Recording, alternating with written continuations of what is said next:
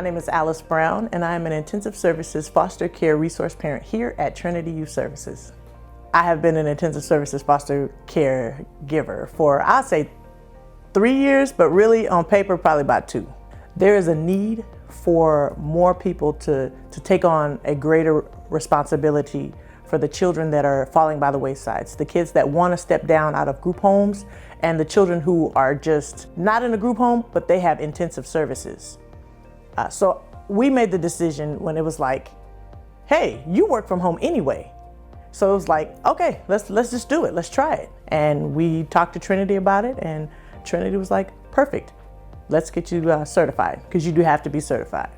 A typical day is you get up, you get yourself ready first, because intensive means just that. Once they wake up, it's go. They have to be on a schedule. So we get up, hey, I need you to make your bed. I need you to get in the shower, and let's go have some breakfast.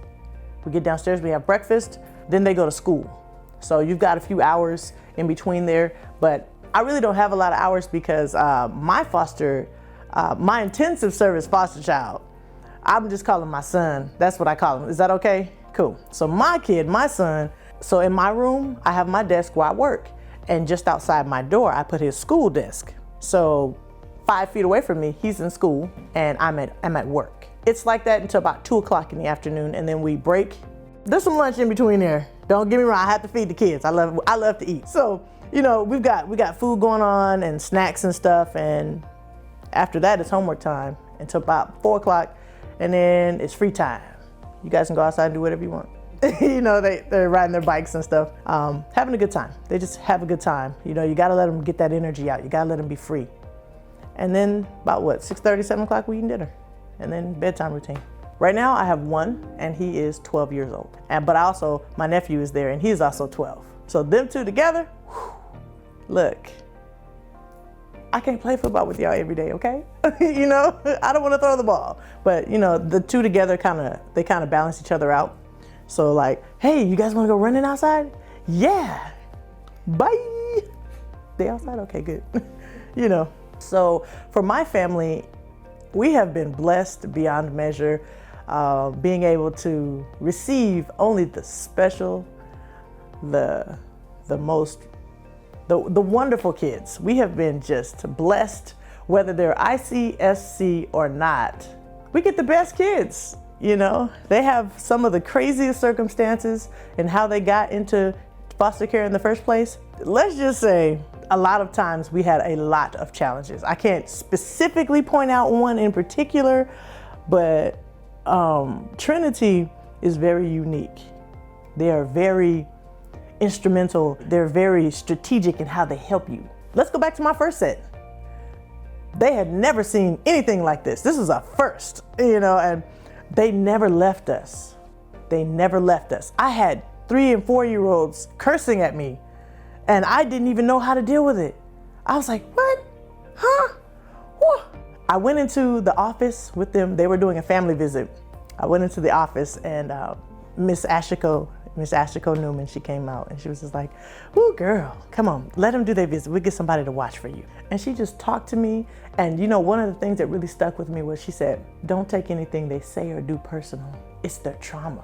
It's the trauma that's coming out of them. And this is before I even had the ISFC training. Me and my sister, that opened my eyes, and I was like, okay, I'm not gonna take that personal. That is something that they went through, that they're trying to expel. You know, they're trying to get it out. Trinity won't leave you. You're not by yourself. If you need to talk, they're there. From 12:30 in the morning, 1 o'clock in the morning, I'm not saying this is for everybody, but when I had issues and problems and it was really out of control, I had help. I understand that everybody has their own prejudice of an unknown situation. I understand that people will judge a person based on their track record, based on their history, but don't figure it out. Don't try to figure it out. If God already told you to do it, do it. He's gonna work it out. I promise. He works it out every time, even before it's laid out.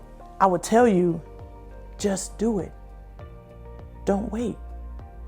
Because while you're waiting and you're thinking that, well, maybe I'm not prepared, or you won't get ready. Honestly, in this particular type of situation, I wasn't ready until they came. And you treat them just like you treat everybody else. My house doesn't change. I mean, it did change a little bit. I kind of got me on the schedule a little bit better, but let them come. Try. You don't know. They might be the best person for you. They might come in and change your whole life like it happened to me. That little boy at my house changed my whole life. I was everywhere. I wouldn't even stop to smell the roses. I was the parent that you call me and you got a kid crying in the background. Oh, I'll call you back. And I would never call back. That little boy changed my whole life. So why not stop? Just do the paperwork. Talk to somebody. Those kids need help. They need rescuing. Not saying that you'll be the almighty rescuer, but you could lead them down a path of brightness. The most rewarding is watching them change. You can just see it. Like right now, my guy, ooh, it's something special. You can just watch him change. Like, you wake up one morning and you walk in there to wake up. You cleaned up your whole room? Let me go downstairs and make you some waffles this morning before I wake you up. When they start getting it, when they start doing, it's like, all of this. We went from the mountains and you being all beat up and bruised, not physically, but emotionally and mentally, to finally getting it. It's like,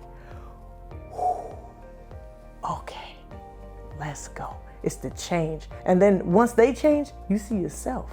And it's like, but you're better too, though. So the kids make you better.